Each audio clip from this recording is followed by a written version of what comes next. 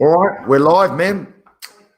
Awesome. We'll wait for a couple of viewers, and then we'll get started. But how's everything going, right? Yeah, good. I actually just finished a workout. We put together. Luke and myself and Q have all got those assault bikes at home, so we've just been putting together some silly workouts. I actually afraid I was going to be recovered in time for this. It's pretty hard. He said he couldn't move his arms. He said he'd done that 50 cal bike, 50 push-ups, or it's like 500 cals or something. What was it? Yeah, it was like a ladder. So it was 50 calorie bike, and then, geez, it was only 20 minutes ago. I can't remember already. 50 kick sets, 50 barbell rows, 50 burpees, 50 sit-ups back on the bike, and then the same again. So it was like 3 pieces of Big Mac bread with exercises in between. Lukey's saying that he can't hear anything, but I can hear something, Lukey, so it's all good. Must be Lukey's thing, so it's all right. I just jumped on the live feed. Yeah, good. Hey, thanks for joining me, Alex. So we've got a couple of viewers on now, but I'm looking forward to the talk. How's the isolation been treating you, bro? Not too bad, actually. I've been like my household is pretty busy. Pretty busy house. You know, my wife is very busy, and obviously with me running the gym, it's actually given us a chance to slow down and spend a bit more time together. So it's actually been quite nice, to be honest. Like, it's, you know, there's always falls and against all the time, but so far so good. I'll be glad to get out at the other end of it, but pretty good. How you finding it? Oh man, yesterday was the first day I sort of I was testing in our group. It was the first day I really found it quite challenging. Yeah, I think because yesterday being Good Friday, we didn't have our regular boot camp in the morning that I'd normally take online. Yeah, and just a quieter day, so I sort of get lost a bit when I don't have much to do, you know. Mm-hmm. And I felt it. I was, and you know what it's like, man. We've got 4 kids, a wife. Yeah, we're all inside. It's so I went for a walk and stuff, but I felt it yesterday. I'm doing better today. I'm back into my routine. I've done that workout that you sent through, which was a really good one. Yeah, focusing on my stretching. I think it's probably the difference between boys and girls at home. You know, I've got 2 girls; they're colouring in all day. not what boys get up to. Today I'm just at the point. Look, just play the games. Just jump on the bloody PlayStation, man. You try and say, look, let's do some activities, but by the weekend, I'm just like, just play games, watch YouTube. Yeah, you need some. They've been joining in on my trainings, which is really good. So awesome. But bro, I'll just get started, man. We've got a few questions at the end that I want to ask you. So just for everyone that's watching, Alex Flint's a very good friend of mine. I've been friends since I joined their gym about 6 years ago. Got taken there from DJ Reminisce, Jacob Strickland when Mark, you were training Mark Hunt. And a lot of what I've learned has come from Alex and Bodytalk, and a lot of the stuff I teach. For anyone that knows me and that has come to our sessions, I always credit. There's 2 gyms I credit, and it's Habitat for Fitness and also Bodytalk especially Bodytalk for the culture of and Habitat for the culture of what we teach, the way we run our boot camps. And I remember when I first started doing some sessions, I got invited to Christchurch to run a little a session very early before we had a group or anything like that. And I got invited down there, and they wanted me to take a session. And I remember watching your fellas' videos on your Facebook page, like writing down notes. Okay, all right, I'll do this and this and this. I had no idea on how to run a set. So it's been a really amazing journey being alongside you guys. But just want to tell us a bit about yourself, bro. Yeah, well, I'm the odd one out. So I'm originally an Aussie. I'm the Aussie that's crossed the ditch over here. So I am originally a country boy from New South Wales, Australia. I was quite lucky. Came from a working class family. My dad was a truck driver. My mum worked in a doctor's surgery, but there was always an underlying sort of thing going through our house about health, So my dad was a very good Olympic weightlifter. He represented Australia and then went on to run quite a few gyms in Australia. And then in northern New South Wales, we used once upon a time, Les Mills just used to be a program that anyone could run. And it was kind of like a franchise. And it used to be in RSA clubs and town halls and stuff like that. So we had a lot of that. And then my mum always had a big she just loved natural health. So it was sort of with me growing up. And then, so I was around gyms and stuff as I was growing up, and then always loved sport, played a lot of footy. And then I sort of fell on a bit of a hard time. Just as I was in uni playing rugby, I had a couple of really bad knee injuries, and that kind of put an end to that. And so I always had a huge love of sort of just trying to, really just physical improvement for myself. Like, just loved it. What can I do? What can my body do? How good can I get at this or that or whatever? And then with sort of the background that I got out of my parents, I just wanted to see where I can go. So went to uni, did sports science, and then I've just kind of been on a quest, which ever since then has like pretty much been around personal improvement, and then it's sort of grown into what I do today. Yeah. And you've got two young kids, two young girls, daughters? Yep, two young girls. One's 8 and 10. They keep me on my toes. Got to stay fit for when boys start turning up, so I can still be man of the house. Oh man, yeah. Oh, I'm glad I don't have to. We might have to. I might have to recruit you for the bad boys. Greetings at the yeah, man. Well, that's a good reason to stay in shape.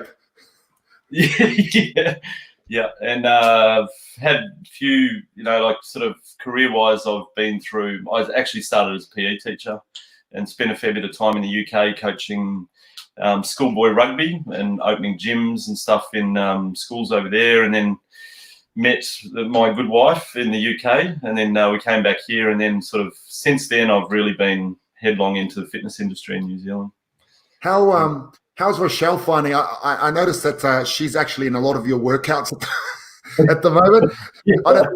How's she finding these early morning sessions where you're getting her to train and you're doing the instructing?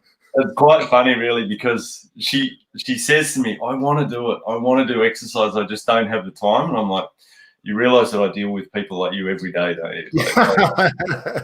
Excuses, they're falling on deaf ears. But anyway, now she has got literally no excuse, because I could just tap her on the shoulder and go downstairs, and she's in. So she had a baptism of fire the first week. She was so sore, poor thing. But she's actually quite into it. Yeah, she's pretty athletic, eh? So yeah, she's pretty sporty a while ago. She just hasn't done anything for a while, so she's got over the soreness now, and she's quite enjoying it, like we all do once you get into it.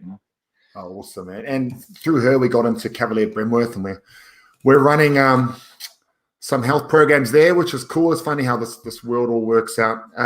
Hey, bro, so just want to touch on as well, when I first went there to Bodytalk, and I'd obviously just come off my first fight, I weighed about 170 kilos, and geez, it was hard.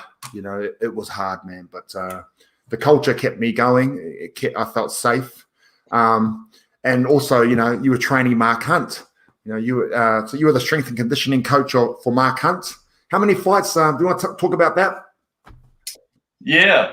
Some of the real sort of highlights of my life, I guess. I'm extremely blessed to be a part of Mark's journey. So it's funny coming from Australia, a bit of a bigger bowl of fish. There's, I really feel like since I've been over here, the opportunities that have presented to me have been great. So when I was first over here, I was lecturing and helping write courses for one of the fitness education providers in New Zealand called NetFit. And they used to, that was basically a college that would train trainers. And then through there, I made some really great contacts. And one of those was a guy by the name of Steve Oliver. Yeah. Who is one of the grandfathers of jiu-jitsu and MMA in New Zealand. Not grandfather in terms of his age, but just in terms of his prowess and, an OG. He's an OG, that's for sure. And through Steve, I started to get into training quite a lot of guys in all forms of mixed martial arts and boxers, kickboxers, and then later into MMA. And then one day he brought into the gym this guy who he didn't really tell me much about, and then he walked in and I thought, holy smokes, that's Mark Hunt. And I thought, how the hell does this little white fella from the country New South Wales tell this guy, the K1 world champion, what to do? But Mark was far from that. He's a very humble guy, and we got on like a house on fire. And then I was lucky enough to be part of his career right up to almost to the very end. And I've travelled all around the world with him. We got a world title shot. Unfortunately, missed out on that one because it was 3 weeks' notice. He didn't really get a lot of time to train, but this close to a world title, so that would have made him a double world champion in 2 different fight sports. But that taught me a lot, and that was actually a lot of the groundings for what Bodytalk became. And the reason for that really was because the camps that I would do with Mark, even though he was the one getting in the ring, what I was experiencing was he wanted a lot of good people around him all the time. Yeah. So for each camp we would recruit, and we'd have really fit people, we'd have really strong people, we had all these great guys around him, but generally everyone was just so supportive, and even though Mark was the guy, he was the man in the arena, everyone around became one team, and we were all for this one purpose.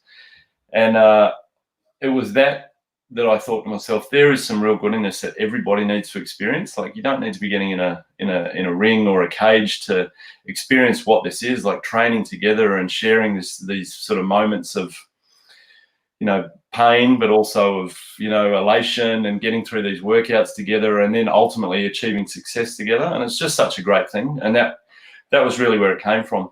And then I was very lucky to have Matt Henderson, who he was part of Bodytalk. We founded the gym together, and he had very similar principles, but he was training in cricket at the time. So he was both. He's a crackpot indoor cricket player, but he was training Auckland level and even some black caps in cricket. Yeah. Same deal, right? So it was, it was team sport atmosphere, and we thought, how can we bring this to everybody, because everyone should deserve to, to feel this way in the gym and feel camaraderie and support. Yeah. And, it's not the power of one person, it's the power of everyone, bringing everyone up at the same time. Yeah, I remember Matt brought in Jimmy Nesham. Yep. Before they went over to, was it the World Cup or? Yeah, the World Cup before and Matt would do the same. He'd often ask a few of us to, come in and train alongside Jimmy and push him. Yeah. I remember the last one we certainly pushed him. It was on the assault bike, so it was good fun. And it's amazing to be able to, when I think back, bro, to get the opportunity, and that was only early days in my journey, to get the opportunity to train alongside Mark Hunt was just so amazing and so inspiring. Geez, I couldn't believe it. Here's someone that I've been watching on TV for a long time. Here I am training next to him, and it made me look forward to going to training, because I didn't have much else to look forward to. It was awesome. And he's actually where I got the saying. So I always sort of lived by no excuses, through my life. I'd never really said it, like now it's our mantra. And it was for him that I got the mantra from. I remember I didn't come to one training one day at Bodytalk, and he asked me, he goes, where were you the other day? And I started rambling off my excuses, and he just went, no excuses. And, he's not someone you want to make angry. So I said, you're right. No, there is no excuse.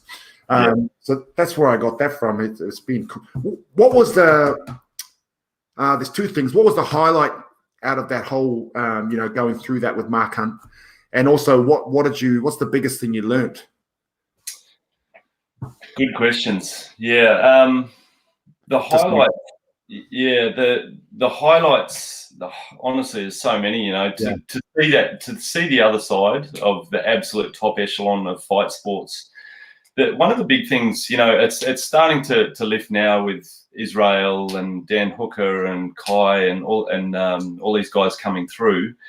It's starting to get a really great on this side of the world. It's finally getting great coverage, But I really felt when Mark was coming through that he was very understated in New Zealand, the level that he was at.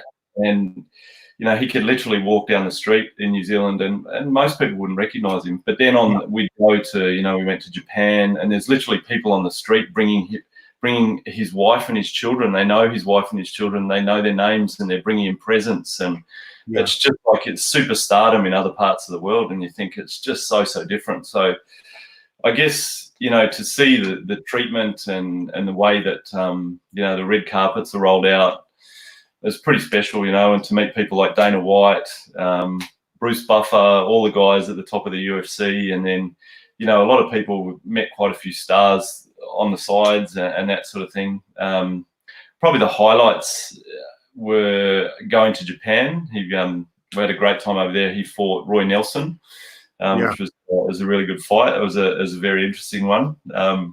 We often had some, shall we say, issues with weight cuts, Mark. A reasonable amount of weight close to fights, which I'm sure that was why I had a lot of grey hair too early. But so there's a bit of stress surrounded that. But, it always came together. And so it's hard to put one highlight really together. But, we went to Las Vegas, stayed a month in Las Vegas, stayed a month in Mexico, and just these to be able to submerge yourself in training camps where everything is provided for you, like you can choose your foods, so I can put on proper meal plans. We've got access to all the gyms that we need. Just amazing, like to live. Basically, I got to live like a professional athlete. Wow. And without being at world championship level myself, but just blessed to be able to train someone like Mark. Yeah. So that was probably, the highlights a lot. Yeah. And I owe Mark a lot because he early on, obviously being around him gave me a bit of a profile as well. And that gave me a leg up to start with as well. So it helped me out a lot career-wise. Yeah. And then the biggest lessons I learned from him really was actually that really there's no shortcuts. That was a big thing. Like, here is a guy who literally, at his peak, he was number 3 in the world. I mean, he was right on his night. He was winning that world championship in UFC. Even though, he's towards the end of his career, he was in his late 30s, early 40s. And, he, just to think at the level he was at that age.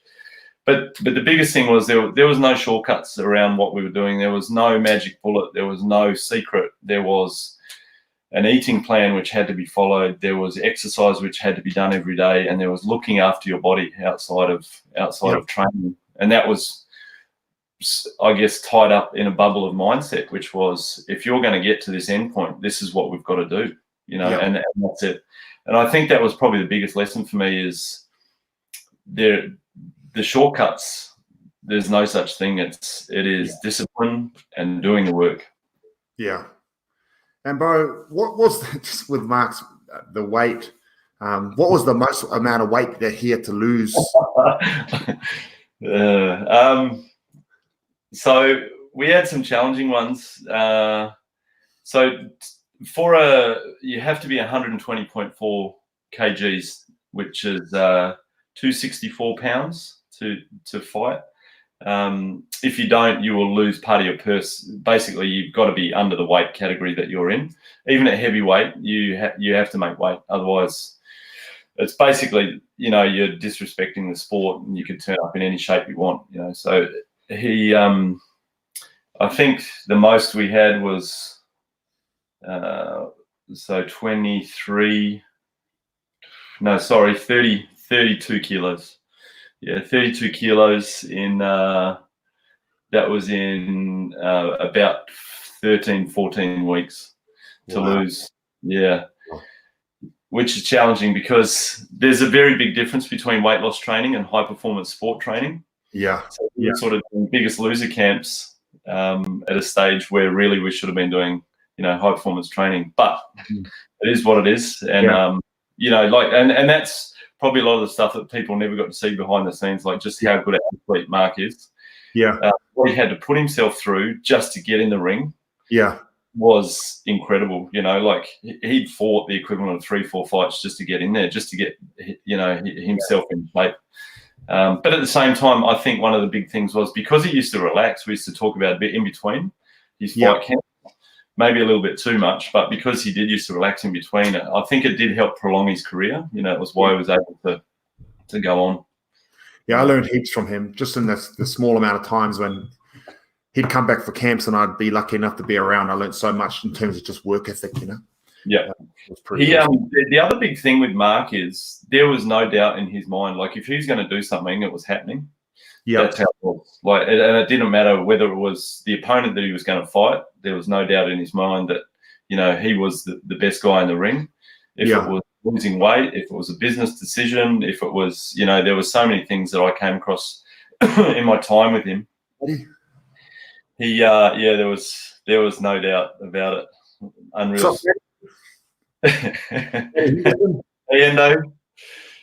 Yeah. So really, I feel that I was just very blessed to be part of the journey. You know, it was awesome, right?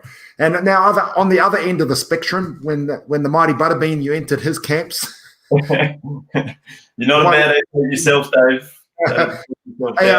What was your thoughts, bro? You know, when when all that, you know, the circus act was carrying on. How did you? I mean, before you met me, were you a fan, or were you just like, who the fuck's this guy? Yeah. To be honest, to start with, because I can remember your first fight, and that was before I knew you, and that was against Manu's brother, Horse. Horse, yeah. I remember it vividly, and to be honest, I was just polarized to start with. I was just actually polarized by, I thought, what is this about? And then watching the fight, and the first thing that really stuck out for me was watching that fight and how many rounds was that? Were they 3 rounders or 5? Yeah, that was only I think it was 3 rounds. Yeah. Yeah.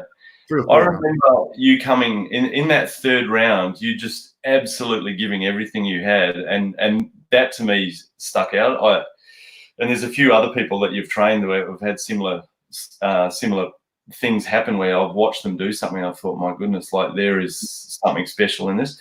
And that's what I thought watching that fight. I thought, you know, for a guy at that size to be able to put in, you know, like that would be so much effort in that moment. You'd be so stuffed, you know, carrying all that weight, and to be able to lift and try and find something like that in a, you know, when you're up against someone who's punching you back, and not only that, you're already so fatigued. I thought there's something pretty special about this guy, and that actually made me keep watching.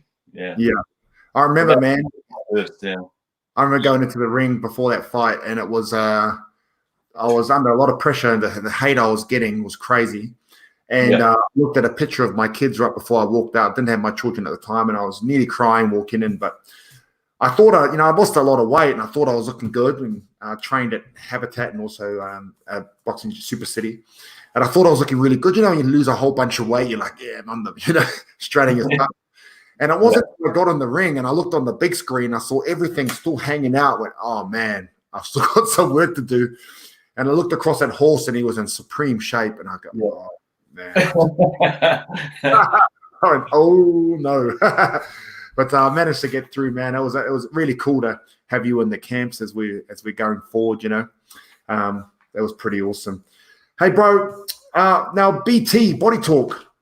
So how did you start that with you and Maddie? How did you guys start Bodytorque? Yeah, so Hendo and I have been mates for quite a while. So before, we both worked at a gym in Ellerslie together.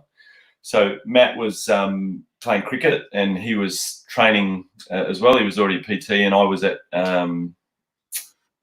Strength HQ, used to be called NetFit in Ellerslie. And then Matt came in, and we sort of started talking, and he needed a bit of help with his shoulder. What's Luke saying? All I can hear was Alex screaming, "Oh, Dave, stop blocking the punches with your face." Yeah, I did have an issue with that. Yeah, so and then sort of we struck up a bit of a friendship, and then we were both trainers there for quite a long time. And as I said earlier on, we both had this sort of affinity for team environments. So Hendo was training a lot of cricketers, and I was at that stage, I had a number of fighters that I was training, but it was always in camps. And then I was Olympic weightlifting myself, and even though that was an individual sport, I always trained in a team. So I used to, you know, get together and we'd crank the music up, and there'd be, even though I'm the only one lifting the weight, there's 10 to 15 people all training at once, and it was just a great vibe. and Hendo and I had a few conversations about group training, and we found a qualification in Australia while we were sitting in the little classroom at NetFit Gym, and I said I might go and do this. And I think Hendo's words were, well, it was his girlfriend at that stage. My girlfriend's away. I might come with you. Let's go to Australia for the weekend. So we went over there and we did the course, and the rest is history.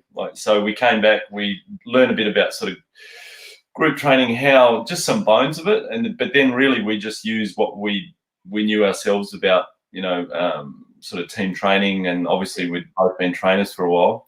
So then we started with this bodyweight style training, which we learned, which was Zoo, which obviously I pay a lot of credit early on to Nathan Hellberg and a few of the other guys that were from Zoo, Gardner.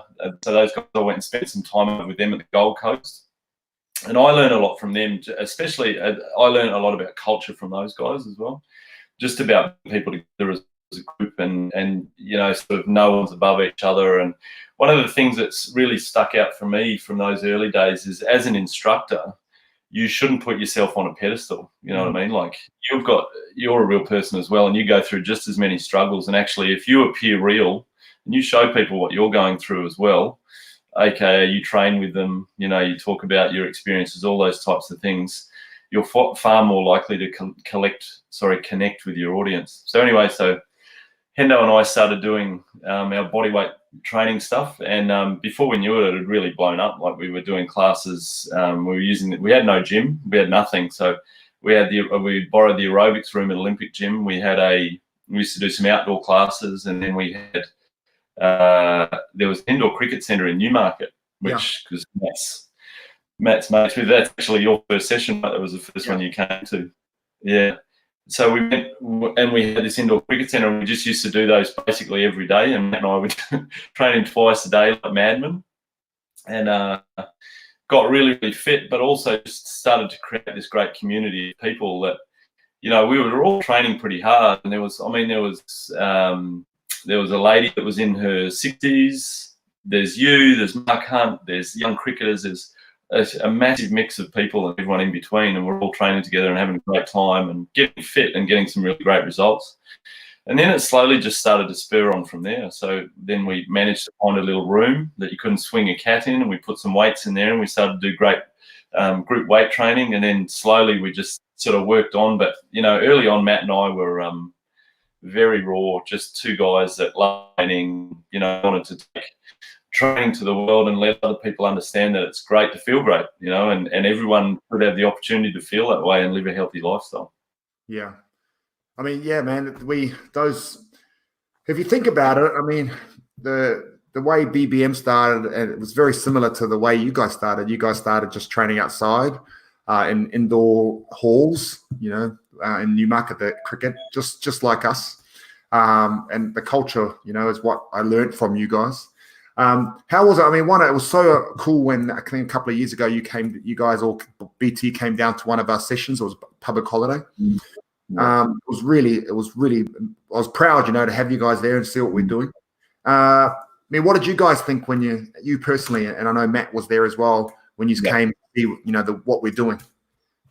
Honestly, it was one of the most inspiring days. I want to talk about Phil later as well, but that was another. So this is another example of a time where I was really inspired by something. So the first one was seeing you in the ring in that first fight, and coming back when you were buggered in that third round, and then going down to that hall and just watching what you created. It was amazing, because it was the first time I'd really seen it properly. Like where I'd seen, what you'd built, and it was just amazing to see so many people of so many different levels. But the biggest thing that stuck out for me on that day is just people feel safe there.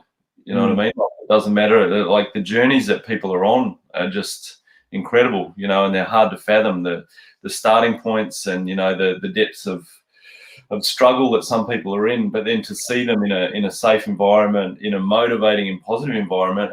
And what I remember from that day is, this inward circle coming in. So you had people on the outside that, they couldn't squat, but they could, they could maybe do some wall squats or lean against the wall. And then, they were looking forward at the person inside them who probably, a few weeks back couldn't squat either and were on the wall. Yeah. That person was their next step, which was they were off the wall. And then in the middle, we had these incredibly fit people who I tried to stay away from because they looked far too fit for me as well. But yeah, it's so inspiring, man. So inspiring. Yeah, because I think a lot of the times people would think of BBM, and I know I've spoken to Rob about it. They think about BBM and think, oh, they just train really overweight guys and girls. And it's true, that's who we have. But we also have some really machines there. Absolutely. They started from being really unfit and they've come through the system, and then other people are seeing them and aspiring to them. And I remember there's been a lot of fitter people that have come and trained with us and who end up spewing outside. They think it's going to be easy. Then that's one of the big things that creates the culture, though. It's not, you don't have people day one walking in super fit. You have people that have walked in, they understand what it feels like. They know the struggles, they know how much it hurts, they know that there's a lot to go through, and once you've been through that process, you've got so much more empathy for others, but you also know what those people are capable of. So you want to help them, and it just creates such a fantastic culture. Let's talk about Phil, Luke, and Rob. Phil, it's funny. Like there's at BT. There's myself. There's Rob. There's Luke. So I brought Luke there first, then Rob, and then Phil. And I often talk to you, as I'm training these guys, and I say, I've got this, with Luke. I have this guy Luke. He's lost about 50 kilos by the time I brought him to Bodytalk, and I use it as. Look, we've trained together here and we've got you to a point. I think, you can handle Bodytalk now. Let's just go there and smash them. So that way I'm not having to train them. I'm just there training with them and enjoying, and someone else is pushing us. And it's so, they're, my brothers, and it's so amazing. They're all really inspiring guys, eh? Yeah, absolutely. All three of them. Steve as well. Remember Steve? You brought him. Steve. Yep. I'd always, if I'm training with people one-on-one and then we all train together, like, that's how our museum set started. I was training Luke and Rob there at the museum before I had to go to Bodytalk. And then I said, oh man, let's just all go to Bodytalk, instead. And then, so they all came there, and it's sort of like our stepping stone, and we all get to train together. But Phil, man, the guy's lost nearly 150 kilos. And he was inspired by Luke, who lost 80 kilos a year. And the journey's ups and downs, but what do you think of those guys, bro? It's hard to put into words, really. The feats of those boys, Luke and Phil, and God knows how many others that I don't know, that I've never met personally from your group, but those boys, what they've achieved, it's just, it's inhuman, really, when you think about it. Luke's almost, but Phil has definitely lost more weight more than me. He's lost me, and Luke's up there. He's close as well. And just, I think the determination to keep going is just so incredible. But even for me, I've been relatively overweight. When I came back from the UK, I was probably about 25 kilos heavier than I ever should have been. Yeah, nowhere near where these guys are at, like yourself as well, obviously. I just know what it feels like at that weight, how unhealthy you feel, how scary it is. That's one of the biggest things, right? You don't know whether your body can even handle it. It's frightening. And then to have the will to turn up day after day when, to break habits, which have been long-term habits, and then to keep going. And then to see what these guys are now, to see Luke and Phil and Rob in action. Rob's we were talking the other day, on the rower and on the machines, how he, the numbers that he puts up, when we're in teams, it's one thing about our BBM crew is we're quite competitive. Never noticed. There's been a few finish times called into question from time to time. few techniques on the burpees. Rob just goes to show that it's never too late. And he's an amazing guy to train with. The guy's lost over 30 kilos, and he's the healthiest he's ever been. And it's funny because we're a motley crew. You know, there's me, there's Phil and Rob, and Lukey. You know, it's awesome to train with them there, man. So, and one thing. No, go on. No, you go. I was going to say the thing that I know about all three of those guys, like obviously very different journeys, but one thing has run true, which is your mantra, which is they just have no excuses about what they do. Rob, I've had a few conversations with, obviously a extremely intelligent, well-versed man in many respects. But I remember having a late night Facebook conversation with him, and he said to me, you know, Alex, like this is actually pretty simple, really, isn't it? Like this recipe, there's not much to it when you think about it. And he's absolutely right. You know, like the recipe is consistency over time. Yeah. And what happens with that is you've got to be around good people. And it's got to be fun, and you've got to love the journey. You know, and you can see Rob is he's motivated. You know, like he's turned his diet around. He's he's a daily exerciser, and man, I hope that I'm as fit as he is when I'm his age. You know, it was a humbling experience going for a jog with Rob. You know when you're the trainer and you start with someone and you're the one waiting. You know? and then the student becomes the master. Hey, I was going for a jog. One of our harebrained ideas. Well, it was good for Rob, not for myself. Doing training for a half marathon, and typical BBM style, we just went from no running to starting to run 5Ks one day. And the guys were running up a hill, and you know you're fit when you can hold a conversation while jogging up a hill. Just hold it. Just talk like nothing's going on. Yeah. And I was going, man, he's so fit now, because I was just giving him the one-word answers. Yep. Sweet. That was funny, man. All of those where you wish that they'd just stop talking so you didn't have to answer at all. I try to concentrate. Hey, bro. With Luke, I remember very early days when when Luke first started and he started to eye up those. You know, we've got our assault bikes and our rowers and our ski ergs and all those bits of gear. And a little glint in Luke's eye started to come along when he realised that maybe the mighty Butterbean might be knocked off on these bikes ever so shortly. And you could see that it was motivating him, you know, young, fit, strong guy. And the fitter he got, the more capable he became. And then, you know, Luke is, I'm sure he doesn't mind me saying, but I've seen him grow in confidence like nothing else, you know, obviously. Yeah. Part of his journey, and you know, like what a great guy he is, and you know, he's really grown, and that's a big part of what he's done for himself, but also, you know, his journey through yourself, and it's been great to watch. Yeah. It's funny now. Me and Rob are the older boys, and but having Phil and Luke in the team, you know, when we got those challenges, you know, as long as there's no running involved, if it's only machines, we got it every day. And started to think about introducing some rules. So for those that don't know, we probably once a week at the gym we do a team challenge, and those boys, as soon as we announce the workout, if it's bike, rower, and skier, you know that those BBM are sending private messages to turn up at the same time. But and my other story that I remember, which is another moment of just thinking, man, this guy's going to make it, is the day that Phil was out at the dunes. And I think that was actually the first day I'd ever met Phil. And coming out and seeing, goodness knows how many BBM guys you had out there that day, but, you know, everyone was in great spirits. And, I mean, we were all struggling. Those that have done the Bethel's dunes know what they're like. But then to see Phil go up there, what would he have weighed back then?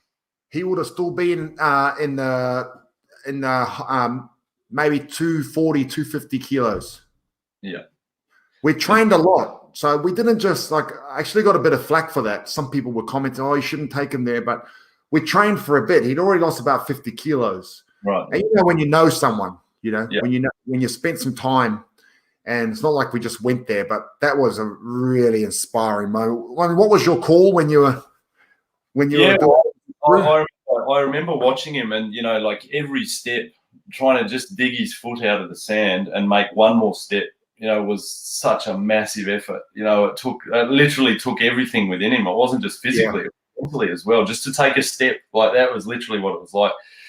And some of the fitter guys are running laps, and literally Phil's taken 10 steps of his first ascent up, and just watching. And I thought to myself at the time, I don't think Phil's, he's not going to get there. Like, this is crazy. And then slowly, another step, huge amounts of support around him, people helping him out. And then before you knew it, he was more than halfway up. And at that point, I just remember, that I just remember like watching him picking his feet up and how much effort it was. I enjoy my weightlifting, and to lift a heavy weight once is pretty inspiring. But literally, he did it over again and over and over again until he was at the top.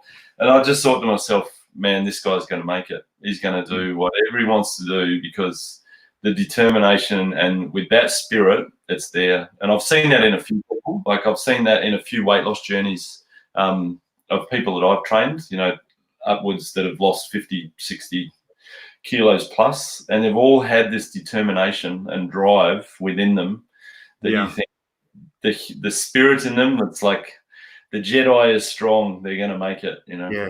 That's the one thing that we pride ourselves on, within BBM and the crew that we're with. We talk about it, with Rob, with Luke, and with Phil. We'd often talk to each other, and there's no one ever going to outwork us. And when I talk to BBM after our boot camps, there'll always be people that are going to be faster or fitter, that can do more laps or whatever the case may be. But don't let anyone outwork you. And when you think, we were doing round the bays, and we had a few of our bigger members complete it, and there'd be people just walking past us like we're standing still. And what I would say, well, if you strap 50, 60, 70 kilos on their backs, they won't be able to move. 100%. So, and that puts it in perspective for, that's why I think that we can just never be outworked in anything, because with what we've had to go through, to get where we are, is, unless you've been through that and done it yourself, it's unrivaled. Hey? Yeah, absolutely. The self-confidence that brings, and knowing what you can be capable of if you can overcome those sorts of challenges. There's no limits. There's no limits to what you can achieve in your life based on what you can apply. Yeah. So, bro, we'll get into some questions. We've just got a few, but how are you getting through? How are you getting the members through at BT? What's the strategies there? It's a really interesting time, and it's not been without its challenges. And I certainly can't say that I'm an expert in the field of, because we're all experiencing this for the first time. But I guess the biggest thing that we've always been about at Bodytalk is we're a family, and myself and Phil and Hendo, when he was there, we really genuinely care about people getting the results and feeling that they're supported. And Bodytalk isn't a gym, it's a community of like-minded people that come and want to train together and get results, and are enthusiastic not only about their own journey but others. So what we thought was the best way forward is to actually have a meeting. So what we did is I ran a live, and I said, all right, guys, this is what we're faced with. The gym's going to be closed, and I want to, myself and Phil, we want to support you all the way through.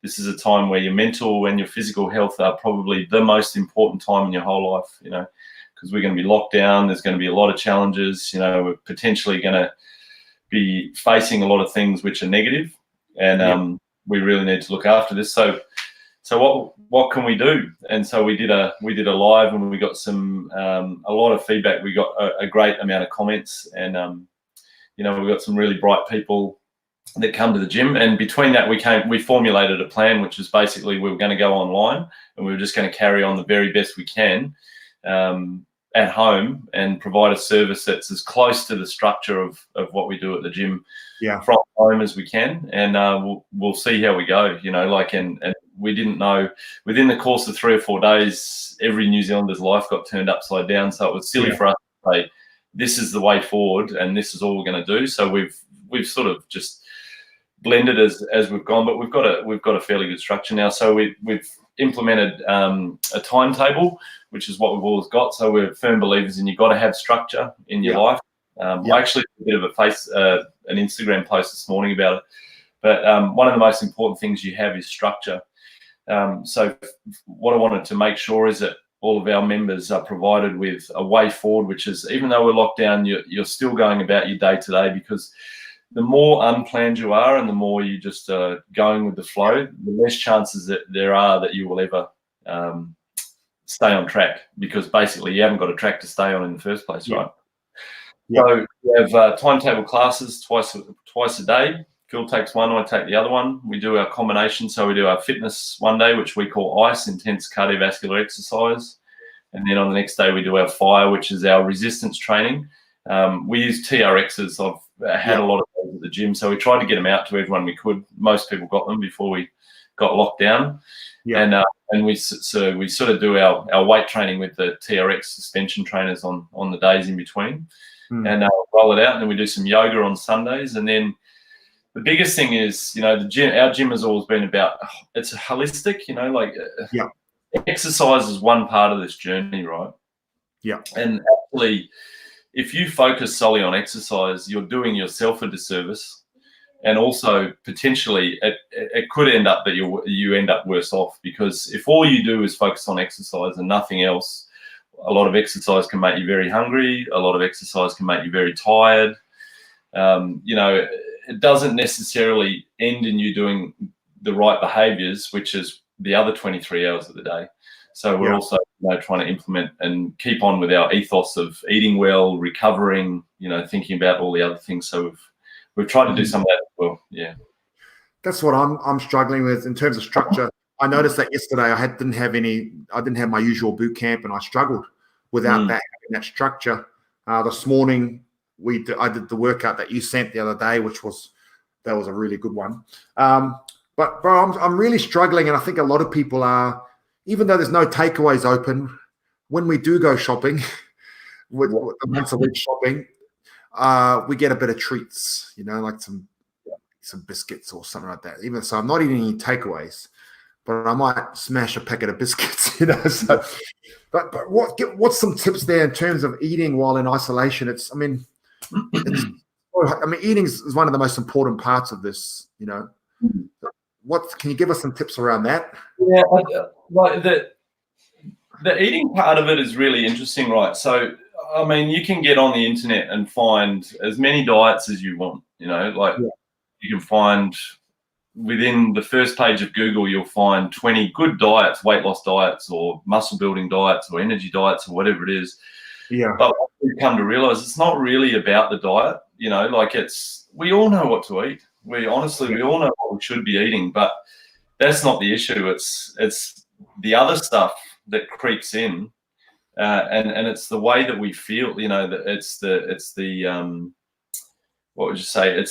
It's the relationship we have with these other types of foods. So we've got to display some level of self-discipline. There's no two ways about it. So if you're going to buy a packet of biscuits and smash it on the first day, and then go back to the supermarket the next day and go again, you're not going anywhere. There's nothing. But I think back to my own journey. I've never viewed what I've done as even though now I sit around about 90 kilos, so I'm about 25 kilos less than my heaviest. I've never viewed what I've done as a weight loss journey. I've viewed it as a what can I do journey, where can I get to? So for me, I've always looked at other things, like I've always loved weight training, so I competed in Olympic weightlifting for a while. I'm doing a bit of powerlifting now. So I've always had a goal. And from a nutrition perspective, I've always thought to myself, okay, well, if I'm doing this exercise, that's only part of getting better. Like if I don't eat the right stuff, I'm not going to get better. And it's exactly the same. So if we view food as good or bad, and that if I eat this food, I've done something bad, and that means that I'm not on my journey anymore, I'm off the rails, you're never, ever going to get to where you need to get to. Okay, so there's one part to have the structure in place to be able to be disciplined enough to, not eat a lot of chocolate and all the rest of it. But we've got to frame this in the right way. So whether you're in isolation or you're out in normal day-to-day life, you've got to frame that you are supporting your exercise and you're supporting your value as a person with the right type of food. So if the first thing you do when you go to the supermarket is put a packet of biscuits in the trolley, what are you saying about yourself? Honestly, what are you saying about yourself? Like, what's the value that you truly put on your health? Now, I'm not saying that biscuits are bad, because like a couple here and there are not an issue, but the first things that you should be doing is making sure that your trolley is filled with the things that are, one, going to give you energy, and two, are going to make you feel better about yourself. Okay. Yeah. Now, sometimes chocolate can make you feel better about yourself in the short term. All right, but it's not something after you've ate it that you think, man, I'm so glad I ate it. Yeah. Instant guilt. Guilt. Last night's finished.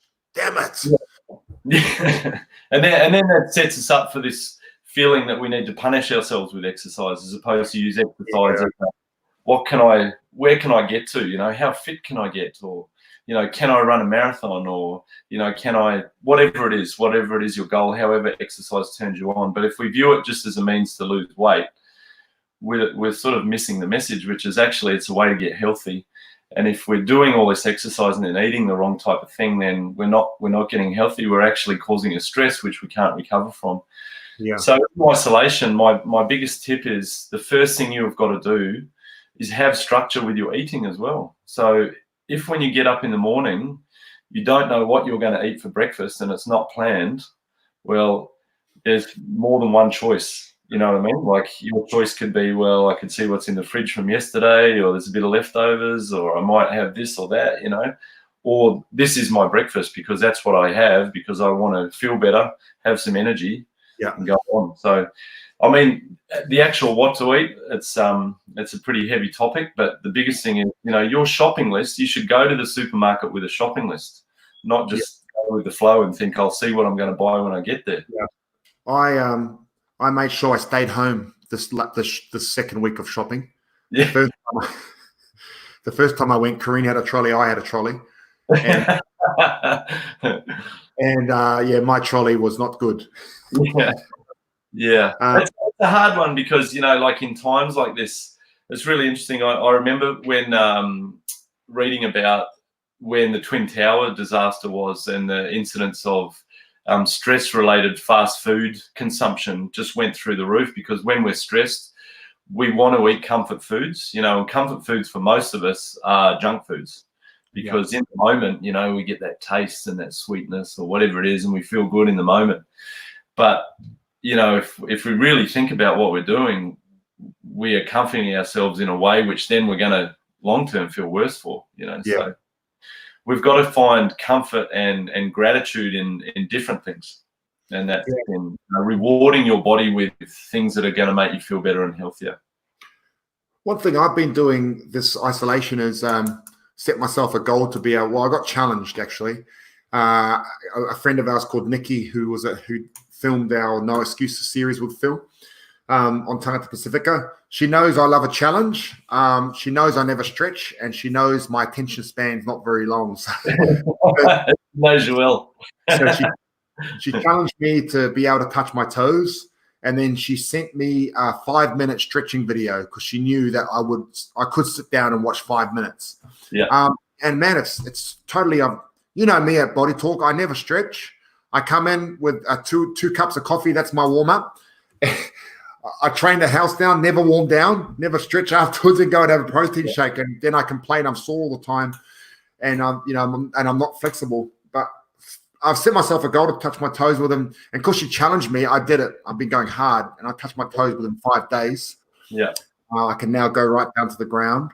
My palms are almost flat when I'm doing my hammy stretch. Wow, that's impressive, man. Because she knows it's a challenge, so she keeps sending me. I might come back as Yogi Bean. Yeah. We're doing yoga. I must say. But I think that's important, is setting that goal and some structure. But bro, something that you really helped me on and it's something that I pass on to Phil and Luke and Rob and anyone I have anything to do with, is rest, the importance of rest. Because in the early days, I remember, when I come to Bodytalk, I'd probably already trained 2-3 times already, and I was always never really feeling good. I just was always feeling tired. How important is rest? Hugely important. But also knowing what rest is in the first place, So I think the thing is, especially with the BBM crew, and also anyone who's early in their journey that is really motivated, like they're super motivated. One of the things that happens is we feel like we want to smash it. We just want to crush it. We want to go as hard as we can, and that. Especially when you're around motivating people and you know what other people can achieve, you want to just go as hard as you can. But the rest of your life still is the rest of your life. You've still got to, potentially go to work. You've still got kids, or, you've got things that keep you up later than you'd like to be, or you've got to get up early. We've got lives. Yeah. And, if we're all 20 years old and single and, don't have a lot of other things on our plate, then it's easy to go hard and know that your body's going to recover. But, either the more weight you've got to lose, the less healthy you are, or the more of a life you've got outside of the gym or, your training, the more you've got to really understand that unless you rest, you're not going to get better, and actually pushing too hard, it exercises a stress on the body, right? So unless we allow our body to get better from that stress, it is a good stress, but only if we can get better from it. So if all we do is train, the biggest things that I see that happen is, one, we get cravings. You get cravings because you've trained really hard. You haven't given your body the right refueling, so you haven't eaten well. And so then your body just needs energy, So what do you feel like? Well, you feel like those things which are whatever your treat foods, peanut slab. Peanut slabs. Yeah. You know me too well. For me, it's a custard tart.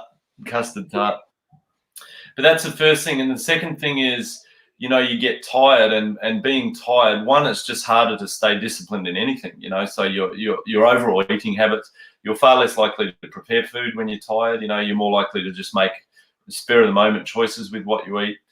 And then from that, we start to get this cascade of bad things happening. So you really should be only training as much as you can recover from. And the recovery is sleeping, okay, which is dictated often by not our own schedule. It's by kids, by work, all of those things. It's by how well you're eating. So for a lot of us, we have this, I'm going to out-train a bad diet, but actually we should be training. We should be training as much as our diet allows us to. Now, that's a really big difference. So if you're eating really poorly and training really hard, potentially you're actually setting yourself up for failure. So we've got to look at, we can only do as much exercise as our diet allows, but also our rest allows. So what we say is, generally, if you're enthusiastic about training, you can train most days, but you've got to pick your battles in terms of how hard you're training. So if you're training hard 5-6 days a week, the chances are that won't carry on for a long period of time. You might be motivated enough to do it for a few weeks or a month, or, if you're really hard, you might get it for a couple of months. But hand on heart, if you can look yourself in the mirror and say, I'm doing this properly and I'm not sneaking into the cupboard late at night or going through drive-through, it's all a sign either that you need more rest, or what we like to call it is recovery. So you need to be recovering. So your recovery is your food, it's your sleep, and it's going for walks and being rejuvenated. Stretching is a great one. Yoga is a great one. Getting in the pool, like going for a swim, all of those, going to the beach, all those sorts of things. So it's still active. Yeah. You don't just have to smash all the time. Yeah, the last time me and Nev got in the pool at one of our body it was very funny. We did a session where part of it was swimming when we were already pretty wrecked. And I'd never seen, we had the guards just following me and Nev. Looking over. It was like all three of them, eyes on. We're lucky no one else was drowning in the pool because they were. Yeah, bro. And look, just the last thing, bro, is to finish on. Is there any advice just to anyone out there that are watching, just some tips or just a piece of advice to get us through these, hopefully these last 2 weeks of isolation? Yeah. the biggest thing that I feel, and it's weird, but I've had this real sense of thankfulness and gratitude since I've been in lockdown. Yeah. So when we first got locked down, you know, you read so much and you worry about this and that, and everyone's got their own views on what should be happening and what's the cause of all this. But I was very thankful. I thought, you know, we've got a government that's doing something. They're actually, at least they're taking some decent steps. And now we've got a chance to hopefully get through this period. So first of all, I was very thankful for that. You know, like I've obviously got a business which relies on people being able to come. So that was a big challenge for me, a bit of a stress. But then being home, I thought, you know, I've got so much to be thankful for right now. I've got a roof over my head. I'm at home with my family, and I've still got the ability. I've got the internet, right? Yeah. So I've got all of these people that I see daily, and also people that I probably don't talk to enough that I can still keep in contact with. So I felt like a sense of thankfulness for the fact that, you know, I can probably have a bit more time to talk to people, and, you know, I have got some good stuff going on. And then the biggest thing that I think that we need to all be grateful for is, you know, a lot of us, we suffer from this. Like, if we're not thankful for what we have right now, it doesn't matter what you have, right? You'll never ever be happy, because you get the next thing and then you want the next thing after that and you want the next thing. Whereas if we are just in the moment right now and we do the best we can with what we've got right now, I think it's an Oprah thing. Like, all we have is this moment, this choice, you know, and the ability to make the right decision right now. So the right decision right now is get on BBM live workouts, do them. When you go to the supermarket, go with the shopping list. You know, you've got loved ones around you. If they're not in the house with you, they're on the other end of a phone call or whatever. You know, everyone has got their support, and I mean, we all know what a great support network BBM is. So my biggest thing is you know, for the little wins that we have right now, we can achieve a lot, and we've got to be thankful, because things could be a hell of a lot worse. We could be in Italy, right? Yeah, I remember that saying you said, and I use it, you know, with that Oprah. I think it's like there's a moment and a choice. Yeah, that's it. And it's so true. You know, what do you choose? Which one do you choose?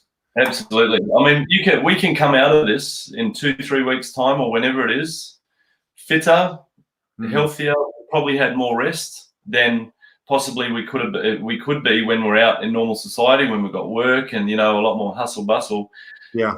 We've got to be grateful for what we've got, and we can use it. You know, like I'll read stories of people in prison that come out in amazing shape, you know, and they've got hell, they've got nothing, you know, like. Yeah, I remember my dad and my uncle come out just units. Yeah, man, and it's something, you know, that I've believed going into this, and I've said it to our group as we went into isolation. I said, you know, this is what we train for. This is what we've been teaching you. You know, when we always say, yes, these sessions are hard, but so's life. We've got to train hard so we can apply the same mindset to life. And that's all this is, you know, that's what I said, you know, to our members, that this is what we trained for. This is what we taught you. This is all the resilience we built up at training. You just apply it to now come out even better than we went in. And like, you know, I was really content. Someone asked me on a podcast the other day, you know, what makes you content? And I said to him, sitting at the table with all my family around me, sitting down, eating dinner together, because it's very rare that we do that. And now we're doing it every night. Yeah. You know? So I'm very grateful for that. So thank you very much, Alex. I really appreciate it, brother. And Bodytalk, thank you, Bodytalk. And man, it's been a big part of my journey. On behalf of me and BBM and all of our crew, we thank you, Matt Henderson and Phil Fit. Oh, thank you. I'd just like to say it's been, even though, you know, you're such a humble guy, David, it's been an amazing part. Been an amazing thing for me, and I've learned a lot to be on your journey as well, you know, and what you're doing for your people, for New Zealand, and, you know, it's going to go across the world is just amazing, and your movement is just so important, and the more support it can get, you know, especially at policy and government level, the better. And the way that happens is by everyone that's part of BBM playing their part, you know, which is getting results, turning up to training, eating well, you know, and just loving the journey. You know, if you love the journey, you're more likely to make the right decision right now. So get on board, support the mighty BBM. It's a great thing to be a part of, man. No excuses. No excuses. Thank you, T. Thank you, brother. Cheers, mate. See ya. All right, it's off now.